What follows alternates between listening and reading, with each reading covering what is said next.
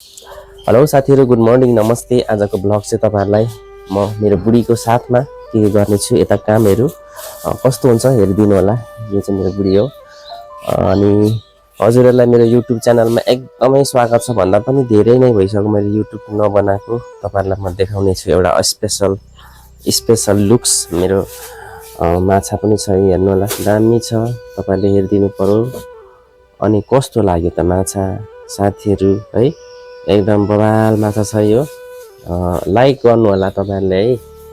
एकदम हाम्रो चाहिँ बुढाबुढीको भ्लग आउँछ। हामी चाहिँ एकदम सधैँ नबनाए पनि बनाउने प्रयास गर्दैछौँ। तपाईहरुले माया गर्नु पर्यो है हाम्रो युट्युब च्यानललाई गाइस है। यता चाहिँ धरानमा चाहिँ आज यस्तो छ है, जाडो छ।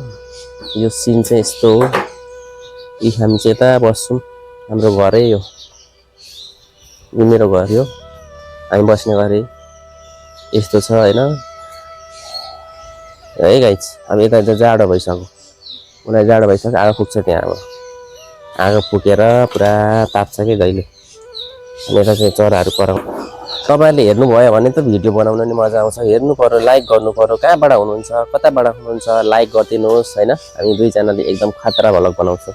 अरु भिडियो पनि धेरै नै छ, तपाईहरुले हेर्न सक्नुहुन्छ। प्रोफाइल खोलेर साथीहरुले माया गर्नु होला, लाइक गर्नु होला, इग्नोर नगर्नु होला। एकदम मजाले हामी पनि ठाउँ-ठाउँको भिडियोहरु बनाउने छौँ। तपाईहरुको अझै माया पायो भने, माया चाहिँ जिरो छ, अझै तपाईहरुले थप्दै जानु होला। 99 म गर्छु तपाईहरुलाई, तपाईहरुले एक थपेर 100 भनिदिनु होला भन्दै आजको भिडियोलाई म यही अन्त्य गर्छु।